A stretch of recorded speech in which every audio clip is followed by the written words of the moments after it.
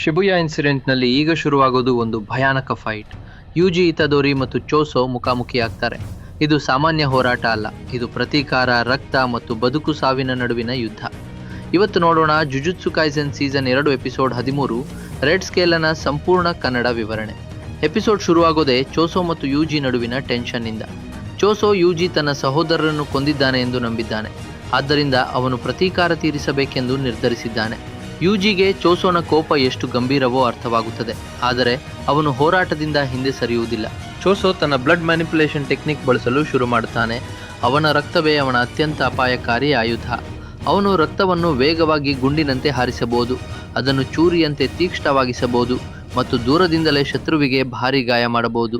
UG ಮೊದಲ ಬಾರಿಗೆ ಚೋಸೋನ ಶಕ್ತಿಯ ನಿಜವಾದ ಭಯಾನಕತೆ ನೋಡುತ್ತಾನೆ. ಯುಜಿ ತನ್ನ ಫಿಸಿಕಲ್ ಸ್ಟ್ರೆಂತ್ ಬಳಸಿ ಚೋಸೋನ ಮೇಲೆ ದಾಳಿ ಮಾಡುತ್ತಾನೆ, ಆದರೆ ಚೋಸೋನ ರಕ್ತದ ದಾಳಿಗಳು ಅವನಿಗೆ ದೊಡ್ಡ ತೊಂದರೆ ಕೊಡುತ್ತವೆ. ಚೋಸೋನ ಒಂದು ದಾಳಿ ಯುಜಿಯ ದೇಹವನ್ನು ಗಾಯಗೊಳಿಸುತ್ತದೆ. ಯುಜಿಗೆ ಈಗ ಅರ್ಥವಾಗುತ್ತದೆ, ಈ ಫೈಟ್ ಸುಲಭವಾಗಿ ಗೆಲ್ಲುವಂಥದ್ದು ಅಲ್ಲ. ಆದರೂ ಯುಜಿ ತನ್ನ ಧೈರ್ಯ ಕಳೆದುಕೊಳ್ಳುವುದಿಲ್ಲ. ಈ ಎಪಿಸೋಡ್ನ ದೊಡ್ಡ ಕ್ಷಣ ಈಗ ಬರುತ್ತದೆ. ಚೋಸೋ ತನ್ನ ರೆಡ್ ಸ್ಕೇಲ್ ತಂತ್ರವನ್ನು ಆಕ್ಟಿವೇಟ್ ಮಾಡುತ್ತಾನೆ.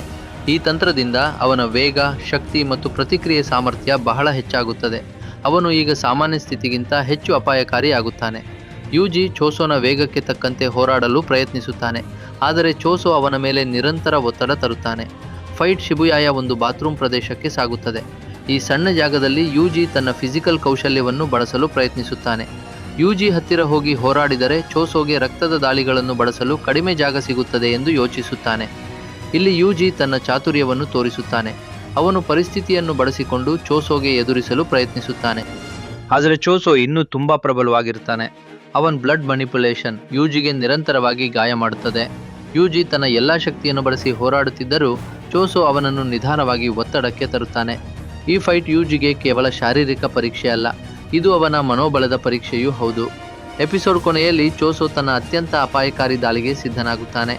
ಯುಜಿ ಗಂಭೀರವಾಗಿ ಗಾಯಗೊಂಡಿದ್ದರಾದರೂ ಇನ್ನೂ ಹೋರಾಟ ಮುಂದುವರಿಸಲು ನಿರ್ಧರಿಸುತ್ತಾನೆ.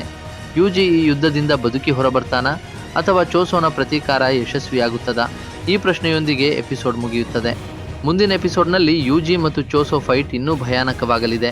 ಮುಂದಿನ ಎಪಿಸೋಡ್ 14 ವಿವರಣೆಗೆ ರೆಡಿಯಾಗಿ. ಸಿಗೋಣ ಮುಂದಿನ ವಿಡಿಯೋದಲ್ಲಿ.